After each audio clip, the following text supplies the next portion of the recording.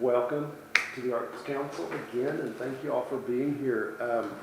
Ryan Runcie is our artist, the last artist for 2025, which is hard to believe. 2025 is almost over, but it is.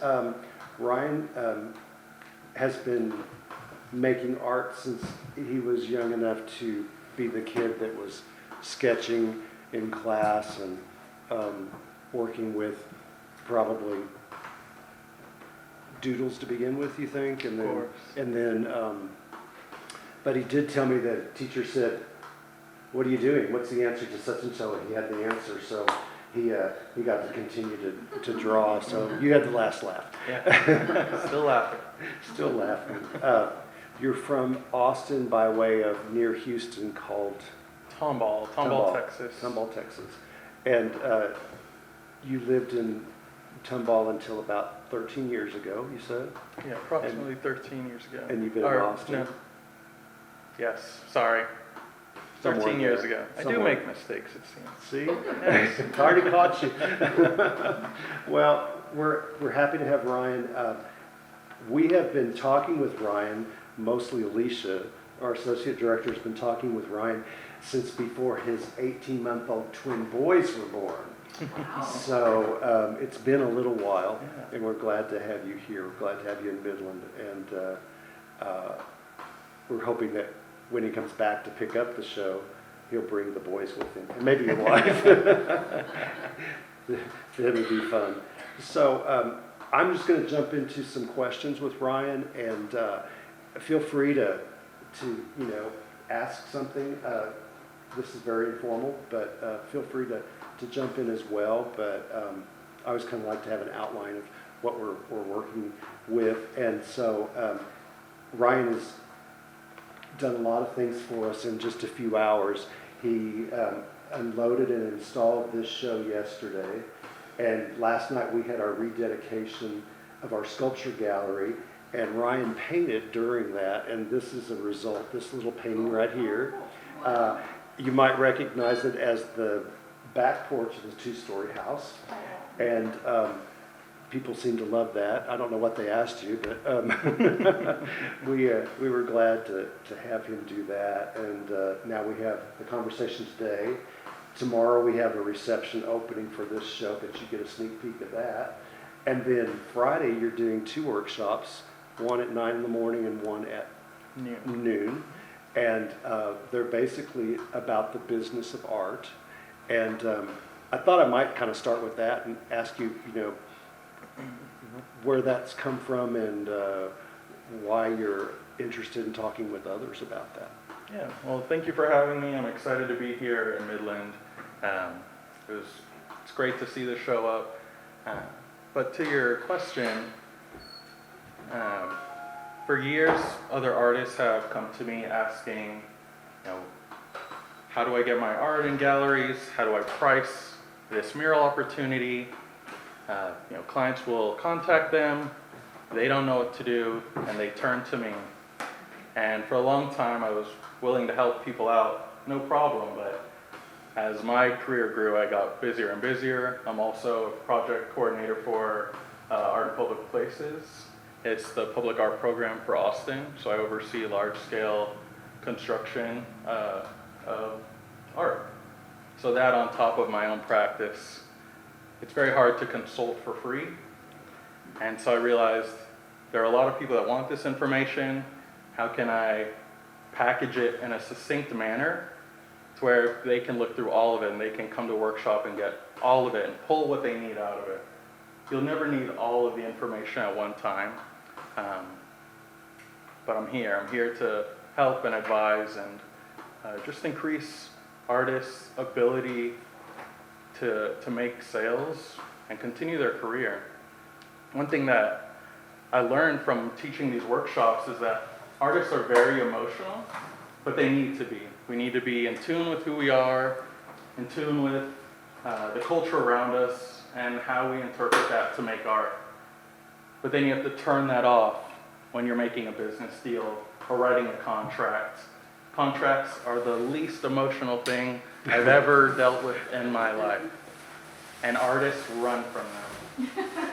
I'm a nerd and I took business law classes in community college as my electives, I guess, because it sounded great and I loved it. And I got to learn from retired lawyers and hear their wild stories that dwarfed anything I thought I would ever experience in art. So that also gave me a confidence and resilience. A contract for a few $1,000s is not scary at all compared to multi-million-dollar contracts that they're flying around the world hunting people down to sign. It's just completely different, but in terms of business, it's just as necessary. And so my goal is to teach as many artists how to operate under that. Well, on that vein, does the success of selling artwork outweigh other types of success from making it or even having other people acquire it? Definitely not. Selling it just allows you to keep doing it. That's really it. Which, yeah, that's the goal, right? How do I keep doing this? How do I continue to connect with community? No matter how, what's the word? How positive or well-meaning your efforts, you still have to be able to finance it. And to be a creative, you know, you really want to think large, you really want to create the biggest things that you can. That takes even more money.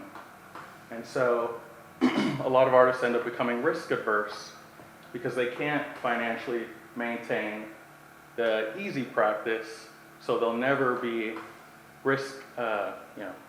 have the risk tolerance to take on bigger projects and spend more of their own money, more of their own capital, and the possibility that it won't work. And if they do take that risk, most of them don't know the numbers. They don't know their break-even number. Well, how many do I need to sell to get back level? Most artists don't even think about those things. So it becomes so scary that they just don't do it at all. And if you say this is your style right now, this is what you're painting in, and you're successful because they're selling, you have a tendency to not change, not grow with your subject matter?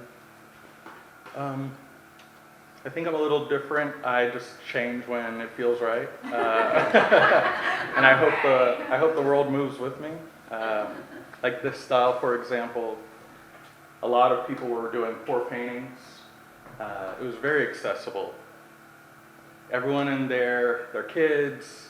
You could have team building where everyone's just pouring paint, and then you just leave the canvas to dry. That was fun. So how do I take something like that, meld it into the portrait work I do to create something a little bit, not necessarily highbrow, but a little bit more aesthetically controlled? You know, really building the sense of light and form with, when you come up, there's so many colors and textures. It's almost a puzzle. How did you create this sense of life with these pieces of paint? Because all of this is just paint you're looking at. And so one of my favorite quotes from Rembrandt, he says, paintings are for seeing, not for smelling. You're not supposed to engage with them this close in order to understand them. But it is fun to come up close and see it break apart and dissolve in front of you. Yeah. Well, let's kind of start at the beginning. How did you first discover painting? Real answer or the fake answer?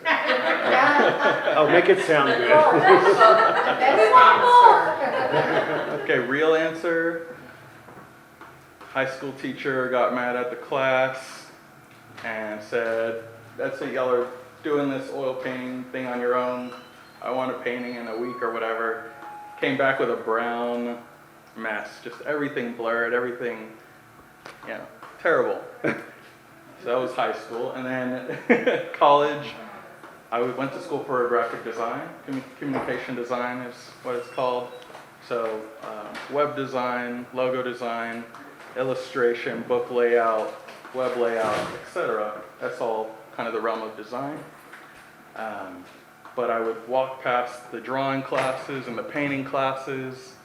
And so I just started teaching myself to paint and I would go to the professors and ask them for feedback to critique the work, kind of while they're doing their class. I just pop in, hey, what do you think of these? Get their feedback, and then I'll just be on my way again. So I would consider taking painting classes during my time at Texas State University in San Marcos. And I saw that students were only producing roughly 5 paintings a semester. Just because that was kind of the course, right? You do this kind of painting, and then you learn about light, and you learn about color. But even of those 5 paintings, a lot of people weren't finishing their paintings. So I didn't want to put myself in that environment to kind of pick up those habits, which sounds bad, but again, I was looking at it from a business standpoint. You can't sell 5 unfinished paintings in a year and make a year's salary. So I just kind of pushed myself to learn on my own, yeah. And so, somewhere along the line, portraiture started eking into your work. Yeah. Was there a aha kind of moment, or did it just evolve? That's a great question. I think it just happened naturally. I was kind of developing this colorful style, but I had no idea how to do it, no idea how to really understand what I was seeing in my head. So I was working on that for a long time, just trying to understand how to build flesh tone or make things look realistic using the full spectrum of color. I think portraits kind of came out of that naturally, mainly because of the reason why I use the color. So when I use colors, and I keep looking back here thinking there's a portrait, sorry. When you see all of the color in a portrait, it pulls the viewer in. You just want to see all the colors and kind of play with the beauty that you're seeing. But I question, why don't we experience people like that? Why do we walk past each other so easily, so nonchalantly, so simply disrespect another person? Why can't we see that level of beauty in others all the time? And so by creating this, it creates a very soft and inviting way to have these discussions about identity and social and racial reconciliation. So that's a big part of where portraits really fit into the meaning of my work. Yes, I've applied the style to landscapes and sculptural, abstract things, but it has the deepest meaning in the portraits. And you also do murals, Mm-hmm. and they have figures in them, several that I've seen. But the technique is not the same as this poured. It's more of a, what would you call it? Painted, just standard painting. Mm-hmm. I paint murals in the style that I have been using for a long time. This work was more explorative, like I said.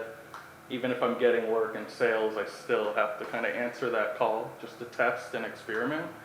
I don't even know if this would last on a building wall. I honestly don't know. So I can't experiment with a client's wall without testing how it would hold up to the elements, what kind of sealants would I have to put on it, other costs that I might incur, expanded timelines because of how this style is done. So yeah, that's all really critical information that I haven't been able to find out for mural work.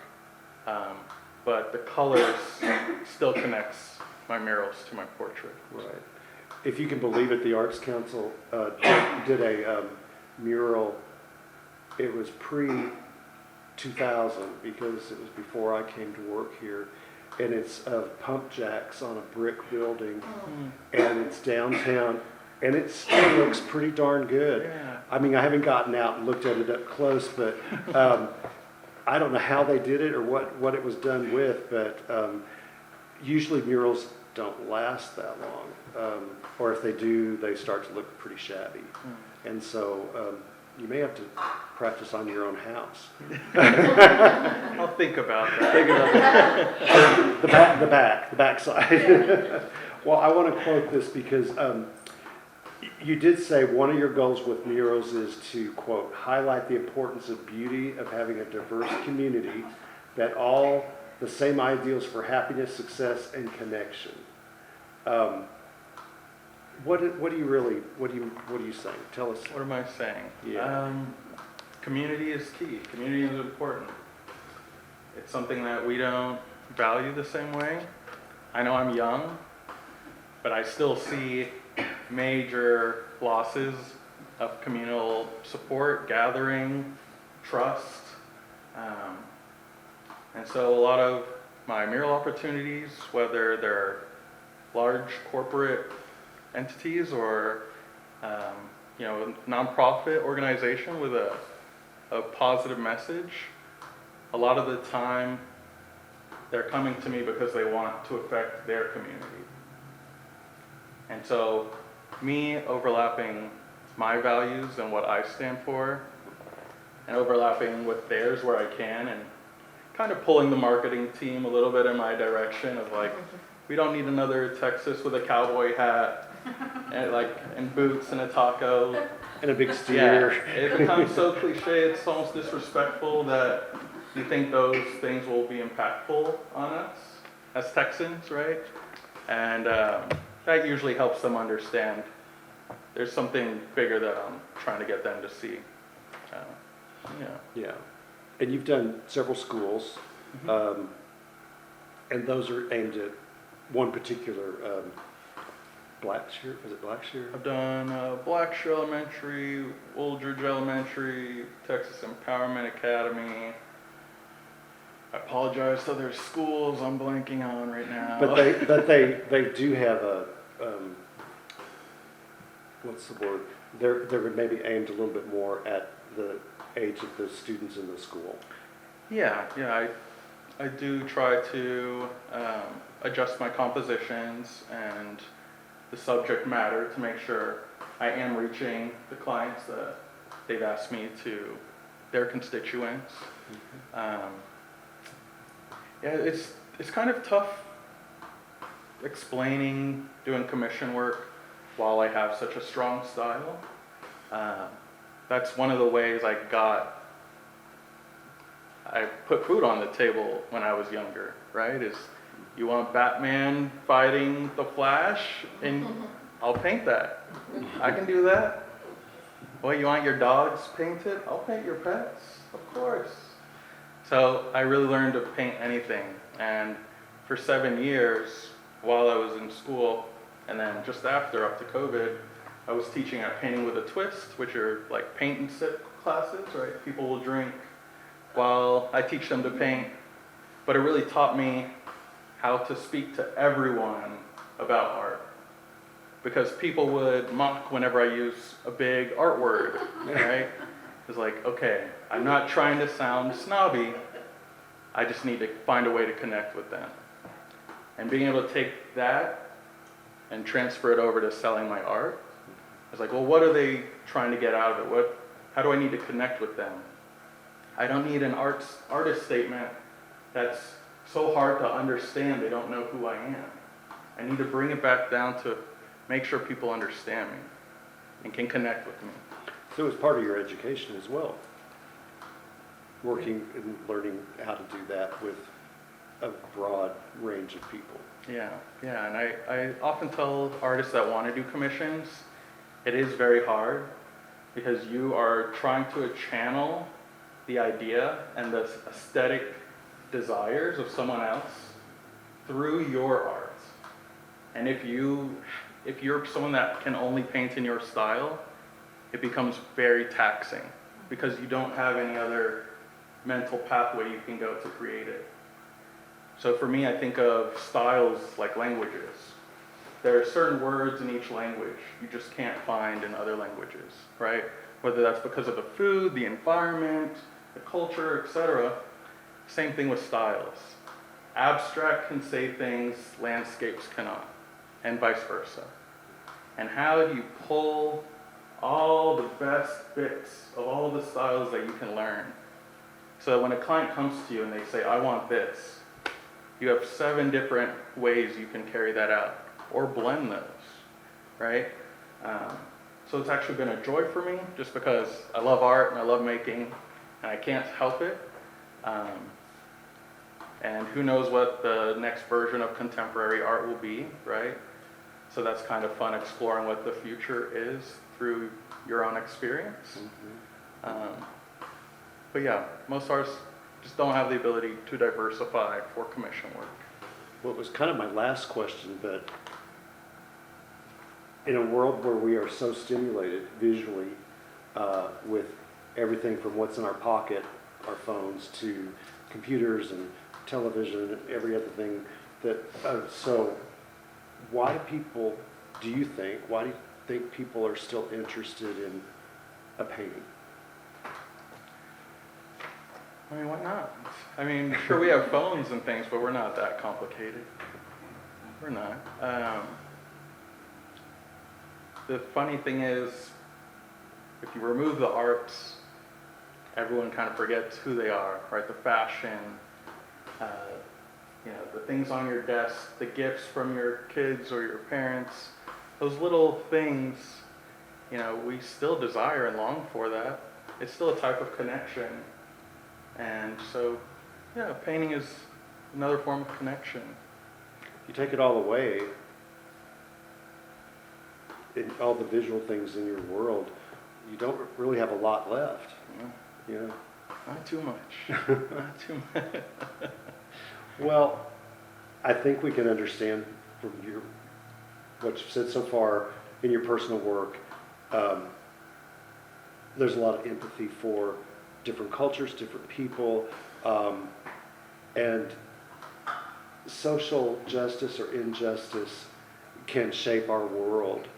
Have you had any experience you would share that somehow that's affected your work? As in inspired or? Yeah, inspirational.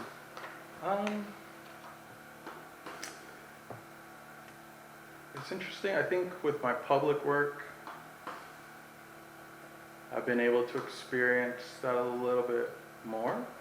I'd say more of the rebalancing of social justice and giving people a platform to be heard. So in 2014 or 15, I painted a veteran memorial in San Marcos. It's about 2,500 square feet, and a portion of it was done with the community, so they got to paint large sections, and I put it up on the wall. And with all the turmoil that happened in 2020, somebody wrote something derogatory about America across it. And, I was called to fix it, right?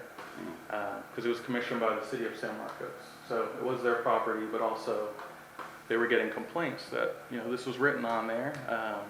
And this was also during the shutdown when everyone was sheltered in place. And it was kind of weird because for a moment I rejoiced that the person chose to do that instead of arson or hurt somebody or cause real criminal violence to get their point across. I seal my murals with a UV sealant and then a graffiti sealant, so I can take it all off.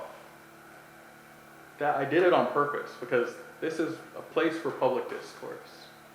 I'm not necessarily inviting it. Don't come and destroy my murals. But no cans of soup. But you have to, when you bring things into the world, you have to be cognizant of how you maintain it and take care of it. And if you're leaving it for others, are they able to do that when you're not there?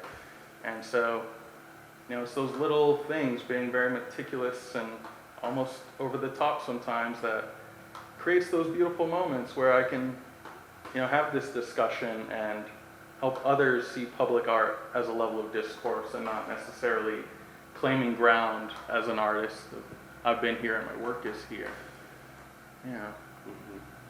So did you remove the writing? Oh, yes, I did. Did you seal it again? Sorry, I might have strayed from your question. No. But yes, I cleaned it off and everything went back to normal. But for other examples, making sure when I paint large-scale murals of people, having a wide variety of ethnicity, age, and just making sure people feel seen and that they can connect to it. Even if they're just buying a cup of coffee, I still want you to be happy when you experience the work. To get messages across of social injustice, that's a big part of a lot of my commission work. I've done a lot of murals for freedmen communities in the Austin area. So freedmen community is a community after 1867, Juneteenth, or also Emancipation Proclamation, where slaves were freed. They created their own towns called freedmen towns. A lot of the history has just been erased. Not necessarily maliciously, and in other cases very maliciously, but doing that work of trying to understand what knowledge is left. How do we connect these dots to build a picture of this area, and who was here, and what did they do, and how are we representing them? Because I've asked clients this before, do you want the real story? Do you want all of the negative? Do you want the bloodshed? Like, all of that in the mural is going to push people away. And I understand, what I'm bringing you seems very positive and almost separate from the atrocities, but I want people to be forward thinking. And how can we build our community into what we want it to be, a utopia or not? But how do we improve it, knowing that we know the atrocities? How do we use that to empower the story? But right? that's the mural that has the two men that helped found Freedman's. Yeah, that's Mason area. Town. That's one of them. Uh-huh. And for Mason Town, there's literally one sentence that you can find stating these two brothers bought this plot of land on this street, and then Mason Town just ceases to exist after that. And so you wonder, this is all I have to build the story of these people? That's impossible, right? So you have to become a historian, and you have to speak with community members and people that have lived there as long as possible, and it becomes so much more than just an artwork, and I love that. Yeah, I think some people just think, it's pretty colors and it's interesting composition and that's it. Right. But when you're telling something narrative like that, and there is so little information, we feel that a little bit here sometimes. It's like, people have asked me a question and I'm like, I don't know. I mean, that's what we have to go and learn about this property, because there were people here that worked outside, worked inside. Everything from cleaning to cooking to, they had gardens around this space.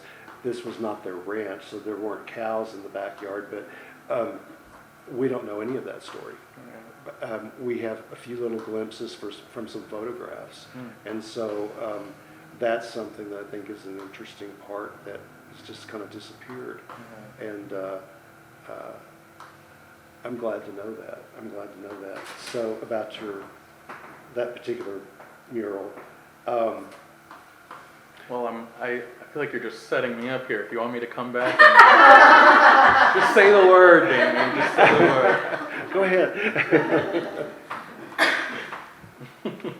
Well, so another quote I liked that I read that you've said, I hope I'm reading it correctly, is there's a need for a cultural shift in how we view ourselves and each other. And you've kind of touched on that. So how do you communicate that through a painting?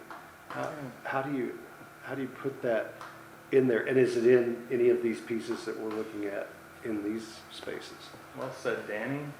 This show is titled My Invisible Self for a reason. 90% of these are self-portraits, even the ones turned around. You know, I do all the photography, control the lighting to really get the sense of emotion and depth. And do you mind re-asking the question? I want to make sure I Well, address this right here. I was just wondering, how do you communicate that idea Yes. with paint Yes. and composition? Yeah, so you know, utilizing what are kind of ominous compositions, like the really heavy darks on the portraits. And you don't really get a full sense of who they are, just kind of like you want to know. There's a mystery, but everything is imbued with all this color. So it's still very inviting somehow, and it's hard to look away. And the background creates this transition effect as you walk across. You start to see the color shift, and then you almost start dancing with the work, and it really becomes this like personal experience that, you know, as an artist you have to control. Some of it happens without, you know, subconsciously without your control, but there is a layer of how do I want people to experience the art, and what do I want them to take away from it. So, you know, with this work, again, the title of the show, My Invisible Self, I'm an extreme introvert. Like, I love being pulled away. I taught on stage for many years, so I'm good at public speaking, but I love being alone and kind of lost in my thought. And so these works kind of represent that in a passive way, like the being turned away and the 3/4 portraits. And this is how we also experience each other in the world. You're not always looking at people straight on like this. So portraits shouldn't always just be straight on either. Right? We experience people in movement and flux, leaning over, reaching up.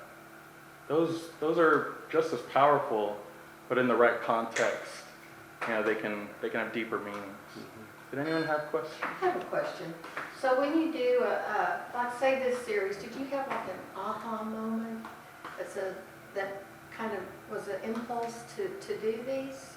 Or was it just a good bit of thinking and finally saying, I think this would best be reflected this way? It's a little of both. The background, I had been trying to work that into paintings for a long time, and I didn't find the right way to do it. These are acrylic skins, is what these are called, and they're collaged back together to create the vision you're seeing. That also was a very slow process because I was using acrylic pours in different abstract paintings.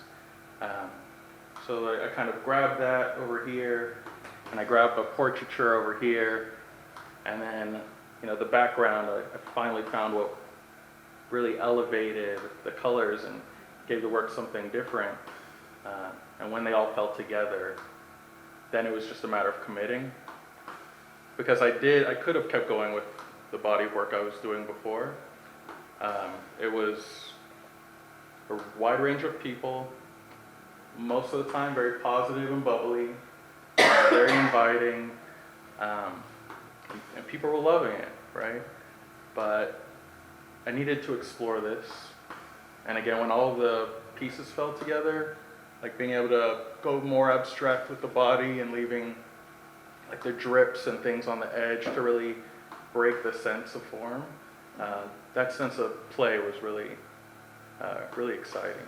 So would you say your impetus for creating more, was it more of being able to do the technical side of it, or was it more of the self that was driving the... I think more of the self, because what you'll see in here is maybe 12 to 20 artworks, and I've taken over 5,000 photos of myself over 3 years to find the right composition and the right, like literally adjusting, changing the light, adjusting, and so you'll see different moments.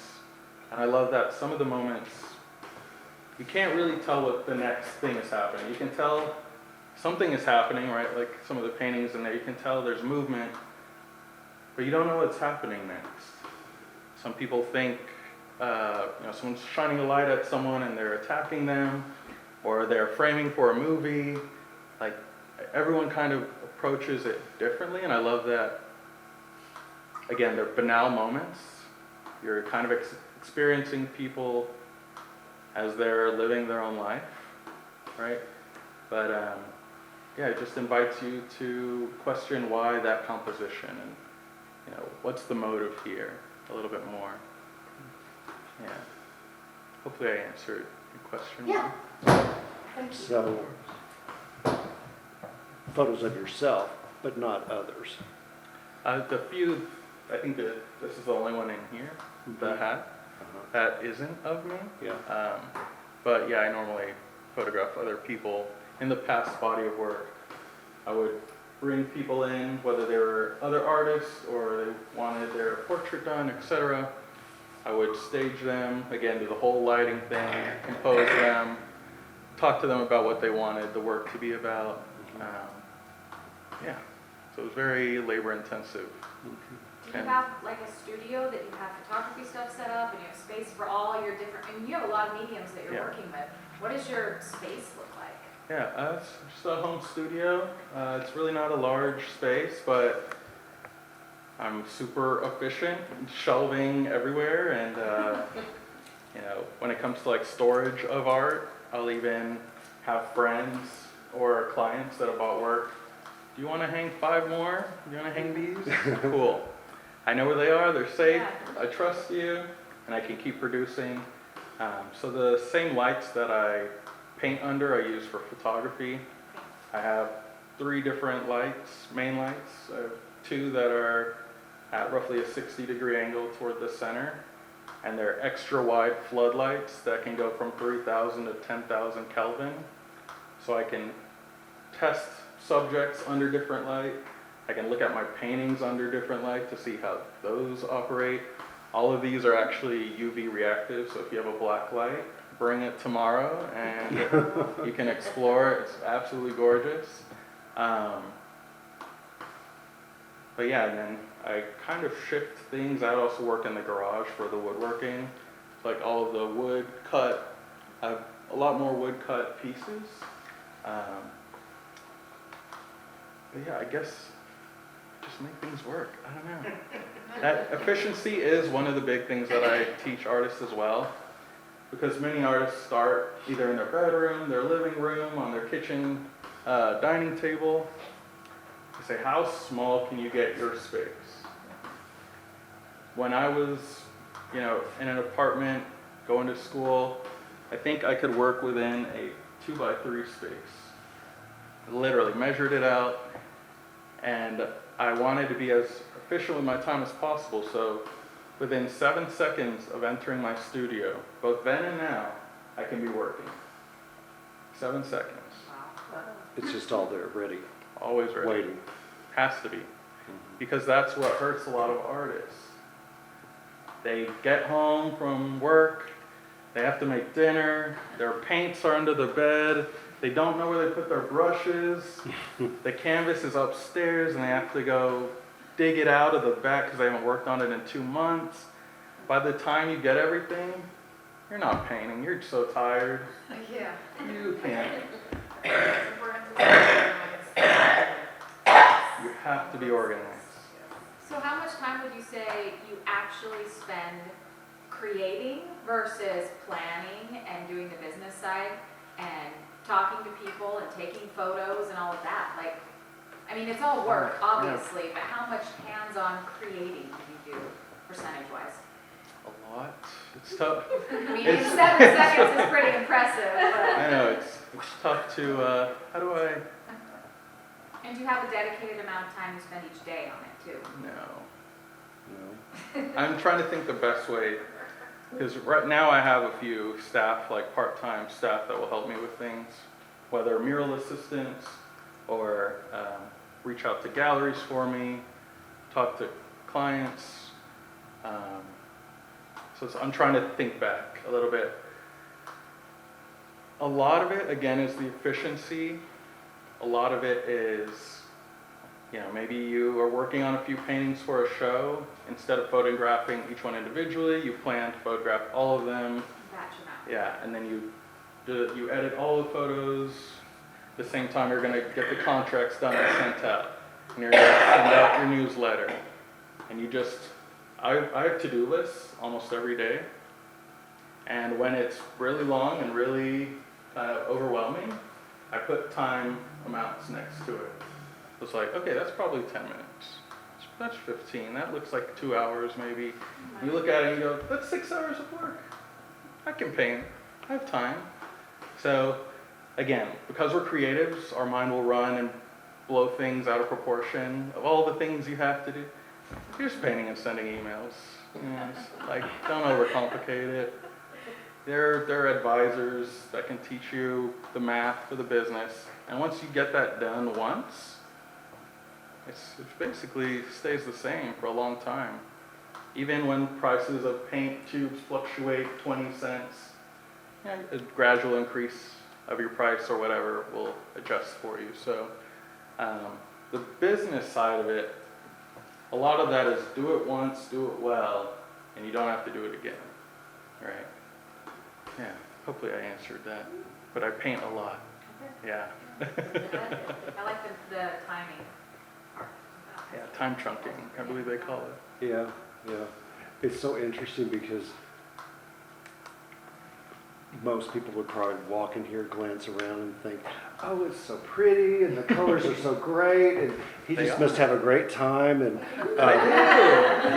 there's no thought behind any of it. Yeah. And the preparation that you just described is so much a part of what we're seeing here, but you don't really know or see that unless you understand it Right. and hear from you. You don't always have the opportunity to talk to the artist and hear what they're actually doing.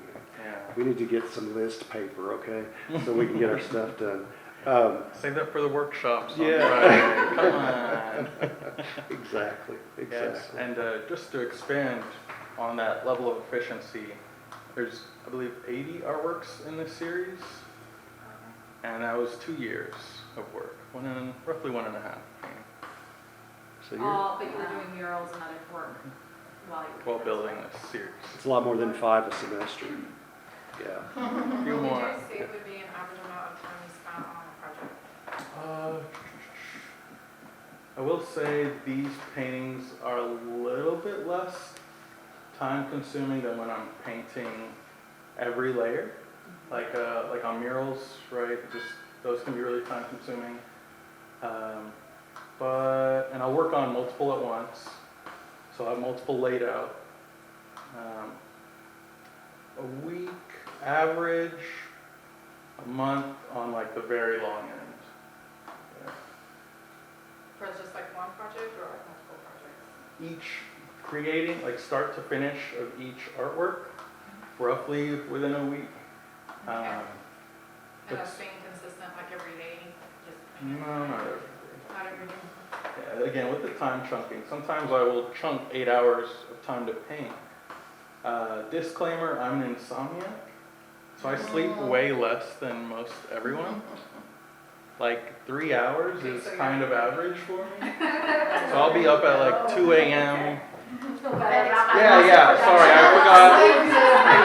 I forgot. I'm weird, and I needed to explain. And you had that before 18-month-olds? Way before. Okay. Since like high school. But yeah, there are days I'd wake up at 2 a.m., paint till 8, day job, emails, blah, blah, blah, after, and you just do it again, and you do it again, and all those hours really add up. So when people say they're working overtime, I feel like I'm the definition of overtime. Just like 2 full-time jobs, and even working with my own staff, it's tough because that's a whole nother mindset of like, it's one thing to write it all down, but I'm writing it in shorthand in a way that I can pull all of these things off, right? Now whatever task I'm handing over, I have to teach you how I want it done first, because you will just do it how you think is best, and my anxiety of like, how are they doing it and what are they doing? And I want to watch over your shoulder.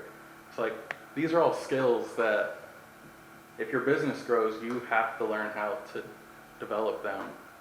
And I know a lot of artists that kind of plateau right there where they don't want to hire people. They feel like they're losing money. You know, saying, here, I need help on this. Please help me, make me more efficient. And so they hit that plateau and they can't really break their own glass ceiling. But artists are very like particular and we do things certain ways, and if you're not clean and you're not efficient, you can't have someone come in and just do that task while I'm over here doing this, because they don't even know, you know, where to start. And then you have to babysit them. Yeah, which is the worst. Then it's not a staff member. So if something unforeseen happened and you had to quit one of your jobs, which one would you Well, continue? I would stay with the city because with 18-month-old children, insurance is great. So that's kind of a priority there. But this, I was doing this, I've always just been doing this. With or without selling, I will always be making art. It is an overwhelming part of my life. It is my hobby. Like, I'm right now thinking about work I want to go do. Yeah. So kind of both still. And it's interesting because then you're talking about business, but that's sounding a little bit more like a vocation. That's like you have to do that. It's not a choice necessarily. If you want to do this well and lean into this, where the other part of it is less stressful, you have to learn it. Or else you're just stressed all the time and you're complaining about, you know, they didn't pay what I wanted them to, or I took this mural job and I need $2,000 more to finish it because I undercharged because I really wanted the job. I hear these stories all the time, even from my mentors. And you're just sitting there like, if you had your numbers that you were making these decisions off of, and they weren't emotional, you wouldn't be in this stress, you wouldn't be having these conversations. Unfortunately, you brought it on yourself.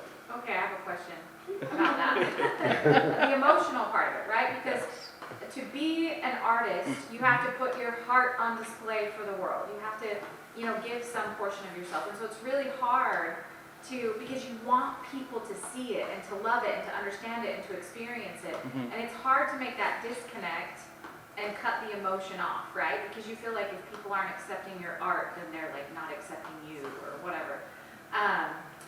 So what is your best advice of how to create a disconnect so that you can really get your real value out there without this need for acceptance?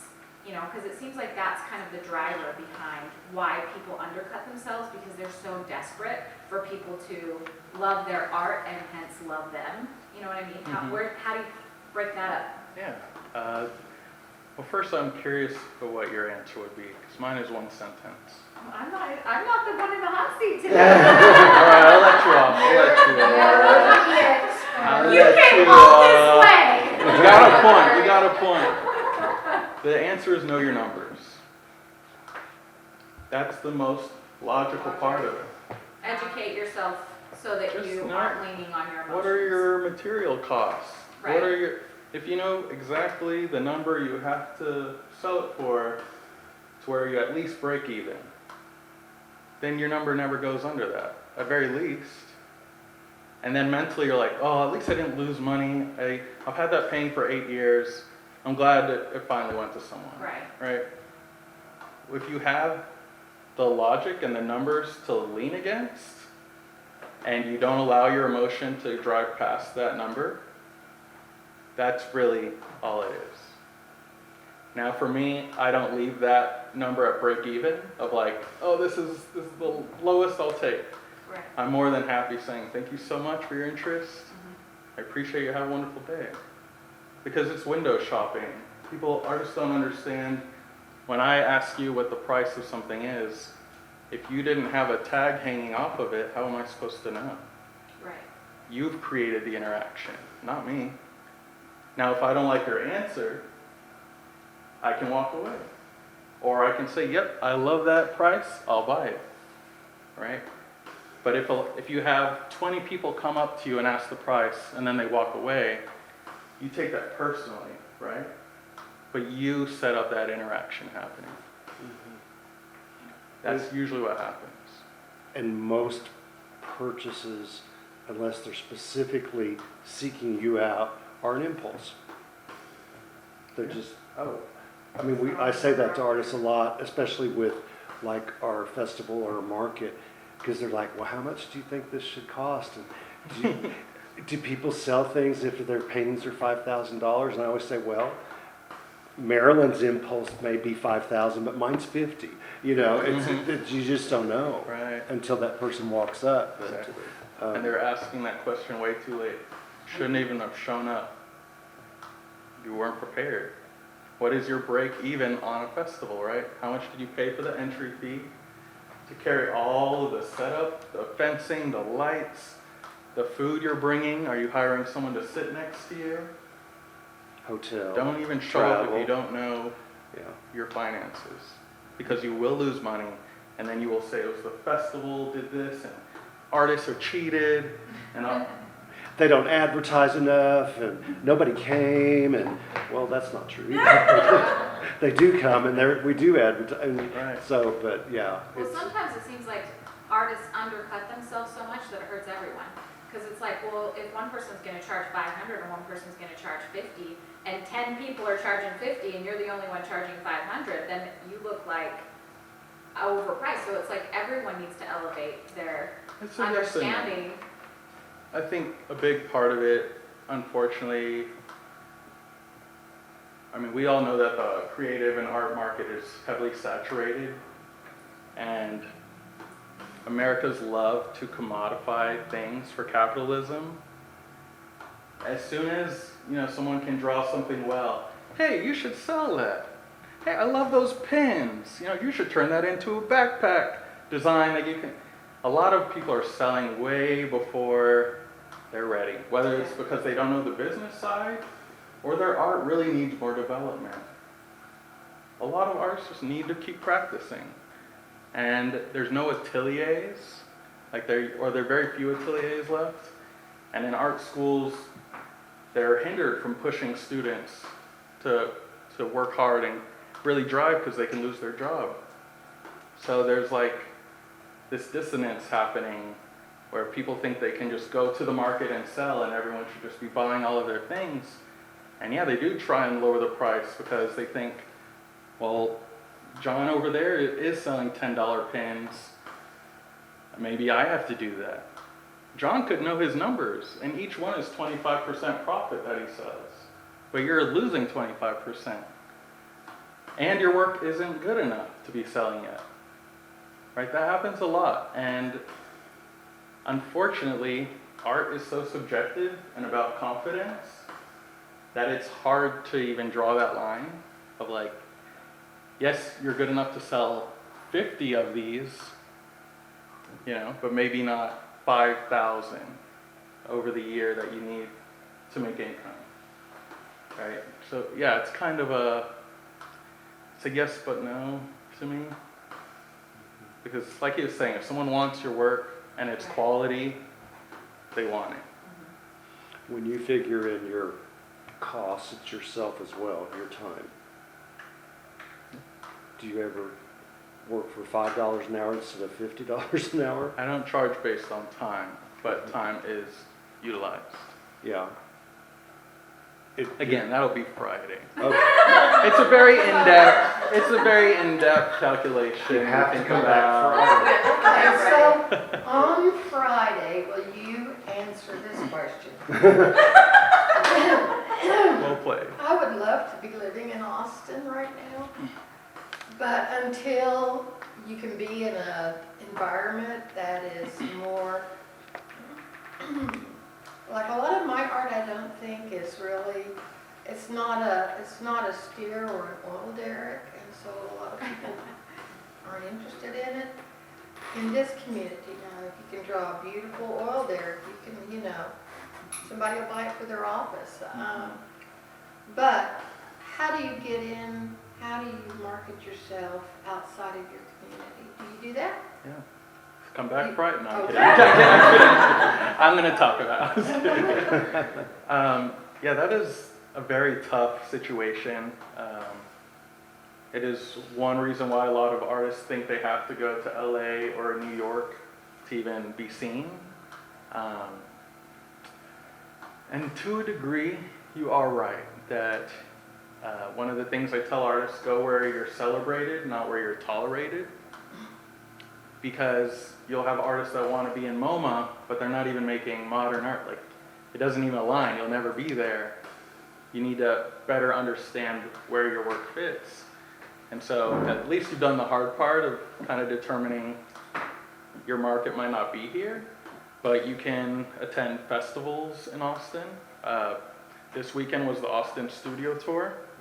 So you can call up if you know an artist there, or you can go on the website. They have a few locations that you could coordinate with, and you could come down and try to sell your work for 2 weekends.